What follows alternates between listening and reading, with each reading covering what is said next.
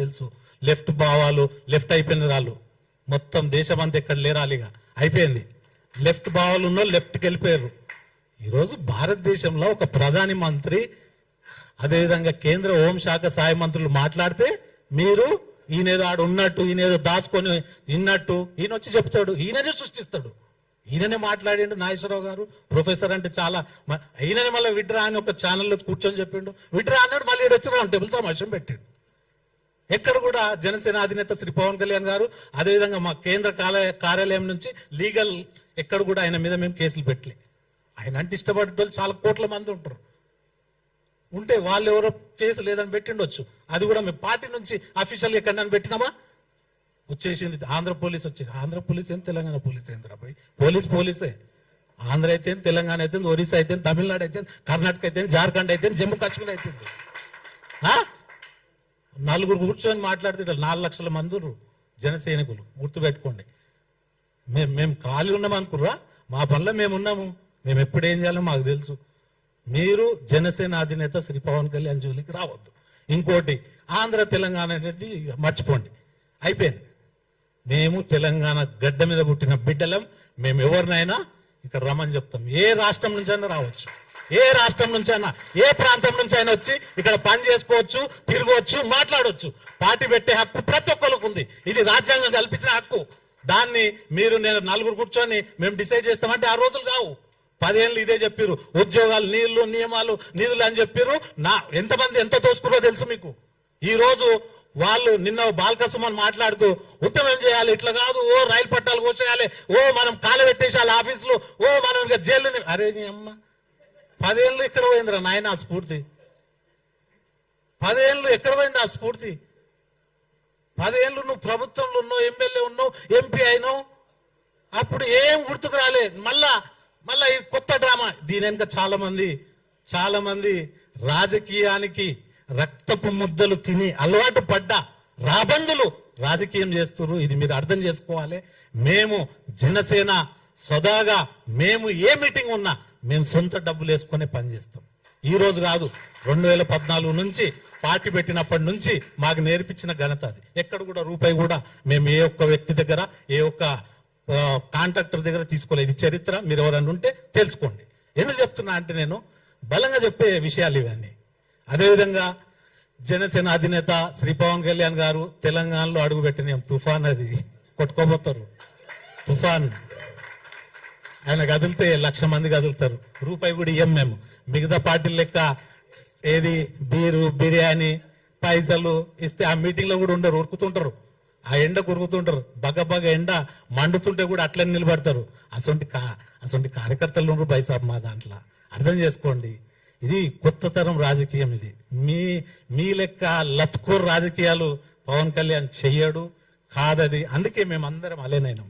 ఇంతమంది వరంగల్కి వెళ్ళి నాగేష్, ఇక్కడ చాలా మంది, ఇట్లా చాలా మంది ఉన్నారు. ఎందుకంటే నల్గొండ నుంచి రవీందర్ రావు, మల్కాజ్గిరి నుంచి ఇట్లా చాలా మంది రాజకీయాన్ని చూసి బెజారైపోయి ఒక కొత్త తరం రాజకీయం గురించి ఎదురు చూసి వచ్చిన వాళ్ళు. మేము నిజంగా చెప్తున్నా, ఓట్లకు కూడా మేము పైసలు ఇవ్వలే, ఓట్లకు కూడా రూపాయి ఇవ్వలే. నాకు 5,000 ఓట్లు పడ్డాయి తాండూరు నుంచి పోటీ చేస్తే.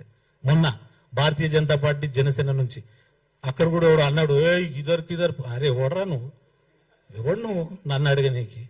ఇక్కడ పుట్టి పెరిగినోన్ని, 32 ఏళ్ల నుంచి రాజకీయాలు చూస్తున్నోన్ని, నేను ఒక జాతీయ పార్టీలో పనిచేసినోన్ని, బైసాబ్ వెంబడి తిరిగినోన్ని, టైగర్ నరేందర్ వెంబడి.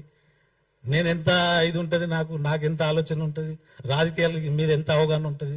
ఏదో కొత్తగా వచ్చినట్టు అందరినీ మనం రాజకీయ పార్టీలు అంటే ఈరోజు కాంగ్రెస్, బీజేపీ జాతీయ పార్టీని గౌరవిస్తున్నారు.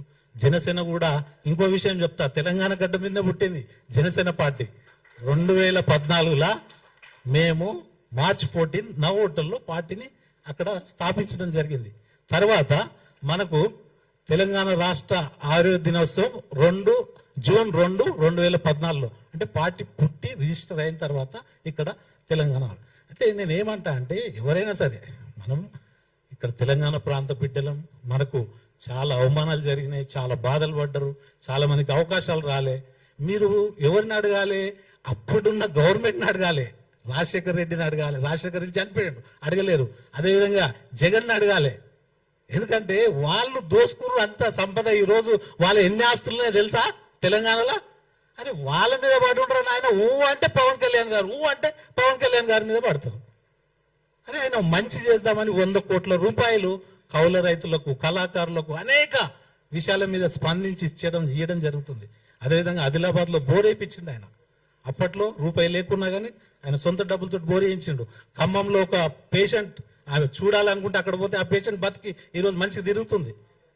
అదేవిధంగా కొండగట్టు ఆంజనేయ స్వామి, అదేవిధంగా మనకు ఇక్కడ వరదలు వచ్చినప్పుడు ₹1 వేయడం జరిగింది. ఆ తర్వాత ఇంకో ₹1 మొన్న రేవంత్ రెడ్డి గారు కూడా ఇవ్వడం జరిగింది.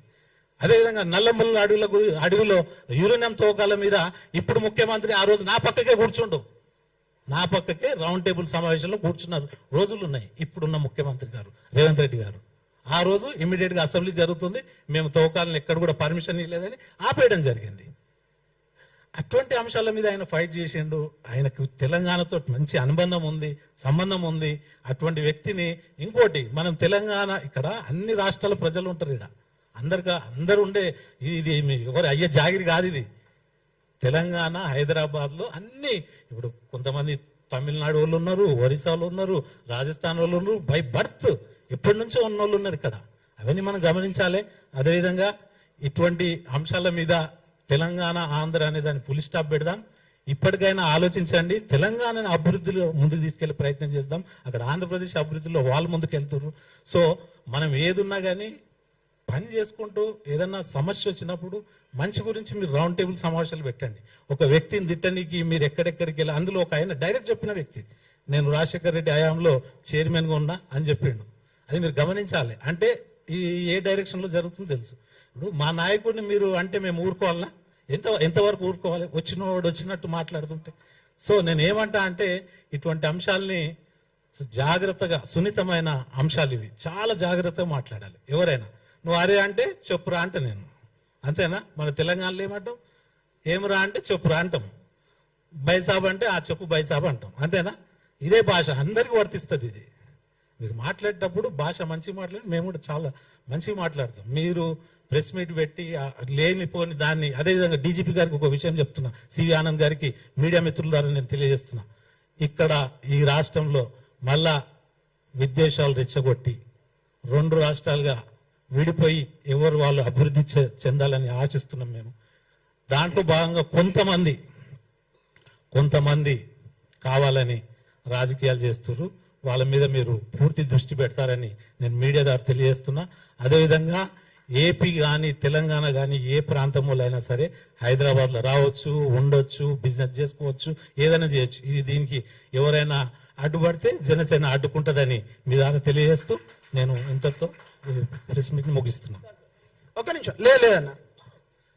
అన్నా ఇగో ఇప్పుడే మీతో నేను మాట్లాడుతూనే ఉన్నా కదా, మీ మీడియా ఛానల్ వాళ్ళు దీన్ని మరీ ముఖ్యంగా పెట్టాను అన్న. దయచేసి చెప్తున్నా, మీకు చేతిలో దండం పెడుతున్నా. ఆర్టీవీ వాళ్ళు అంటే నేను పాషం యాదగిరి గారికి ప్రజాస్వామ్య పద్ధతిలో పవన్ కళ్యాణ్ గారు పెళ్లిళ్ళు చేసుకున్నాడు, ఆయనేమో 5 పెళ్లిళ్ళు అన్నాడు, ప్రజాస్వామ్య పద్ధతిగా రాజ్యాంగబద్ధంగా చేసుకున్నాడు అంటే ఆర్టీవీ వాళ్ళు చూడండి. మీ జర్నలిస్టులకు నేనేమన్నా అన్నానా అన్న? ఒక్క మాట అయినా అన్ననా? మీరు దయచేసి ఇది పెట్టాలి, యావత్ తెలుగు రాష్ట్ర ప్రజలకు మీరు పెట్టాలి. ఇగో పవన్ కళ్యాణ్ మొగడ్రా బరాబర్ 3 పెళ్లిళ్ళు చేసుకుంటాడు, తెలంగాణ జర్నలిస్టులను ముండా మోపి కొడుకులు అన్న సంపద నాయకటి. ఇది ఎక్కడి జర్నలిజం అన్న? ఒక్క నిమిషం బ్రదర్. పాషం యాదగిరి అయితే నేనేమన్నా? ఒక్క నిమిషం, ఈ టైటిల్ పెడతారా? జర్నలిస్టులు అందరిని అడిగినామా? జర్నలిస్టులను అందరిని అన్నమా? జర్నలిస్ట్ అందరిని అన్నమా? తప్పు తమ్ముడు, తప్పు. మీ అందరికి బాగా తెలుసు. మీరు, నేను మళ్ళీ చెప్తున్నా, మీతోని నేను చాలా పని చేసినోడిని. ఇది అంటే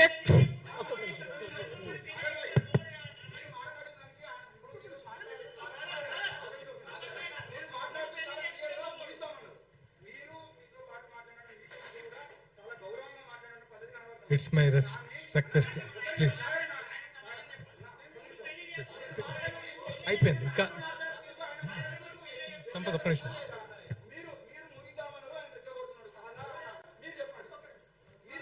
మనం ఒక నిమిషం సమాధానం ఒక్క నిమిషం వద్దు సంపత్ వద్దు.